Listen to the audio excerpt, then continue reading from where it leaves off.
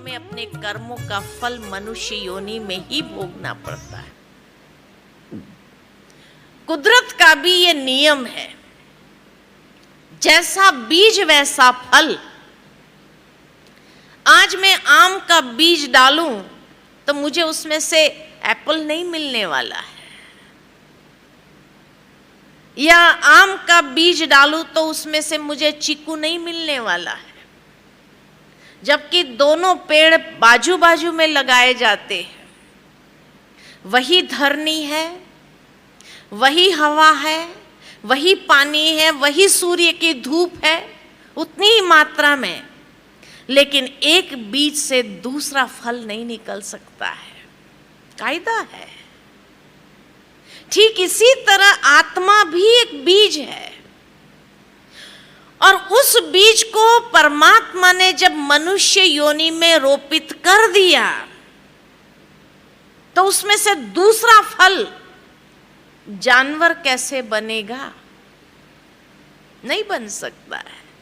या एक आत्मा को जानवर योनि में रोपित कर दिया तो वो मनुष्य कैसे बन सकता है?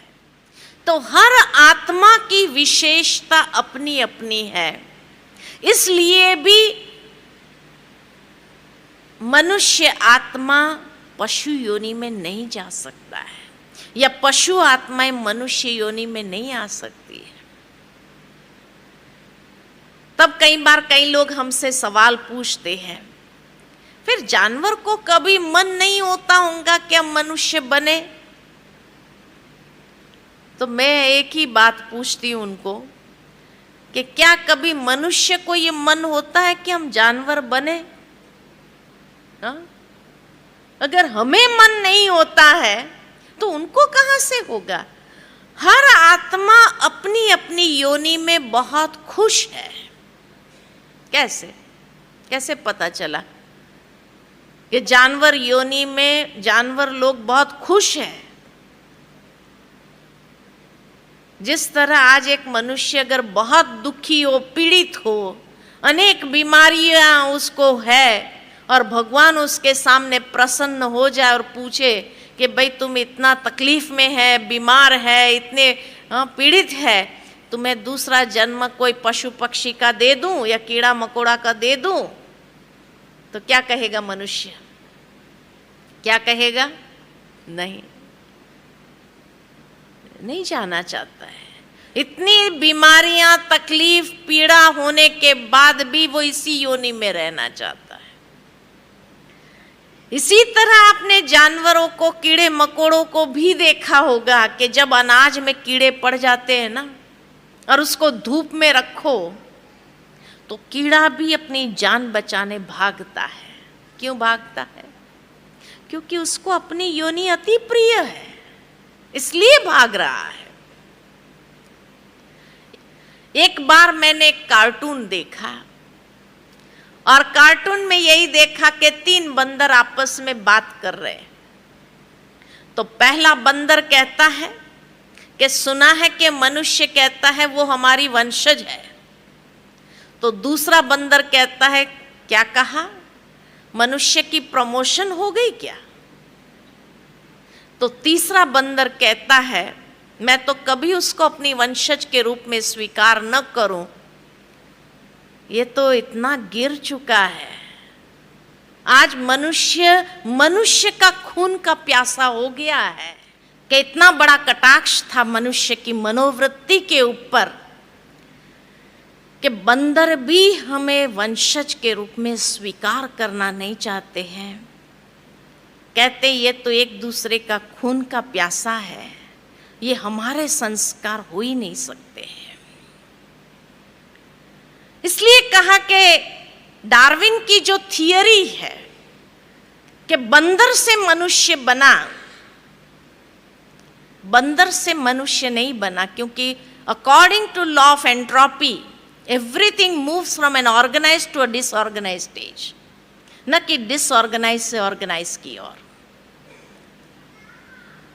मनुष्य अपने पूर्वजों के रूप में अगर देखा जाए तो बंदर नहीं, असभ्य नहीं था, लेकिन बहुत ज्यादा सभ्य था, दिव्य सभ्यता जिसके अंदर थी, और वहां से गिरते गिरते आज मनुष्य बना।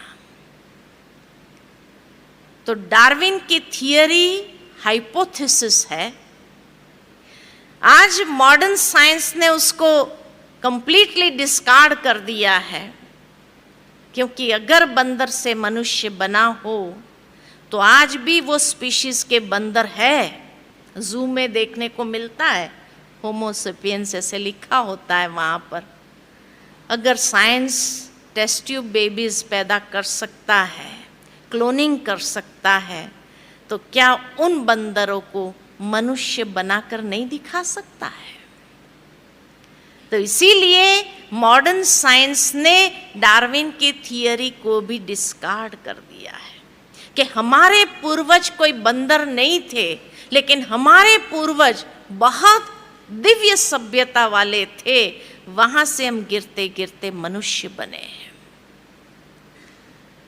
और वैसे भी आज विज्ञान ने इस बात को प्रूव कर दिया है कि जब पास्ट लाइफ रिग्रेशन में ले जाते हैं तो अब विज्ञान भी, मेडिकल साइंस भी रीबर्थ में मानना शुरू कर दिया है। क्या मनुष्य योनि में ही जन्म लेता है?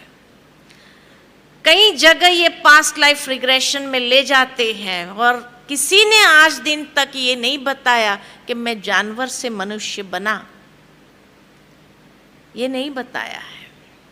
मनुष्य से मनुष्य बना, जिसको भी अपने पूर्व जन्म की स्मृतियां आ गई है, वो पूर्व जन्म की स्मृतियां यही बताती है कि वो मनुष्य से ही मनुष्य बना है। और विदेशों के अंदर तो कई बार साइकोलॉजिकली कैरिड फॉरवर्ड जो फोबियाज होते हैं, उसको ठीक करने के लिए भी पास्ट लाइफ में जब ले जाते हैं तो पता चलता है, और उस बीमारी को ठीक कर सकते हैं जो साइकोलॉजिकली कैरिड फॉरवर्ड होती है। तो इसलिए वैज्ञानिक सबूत भी आज ये बताता है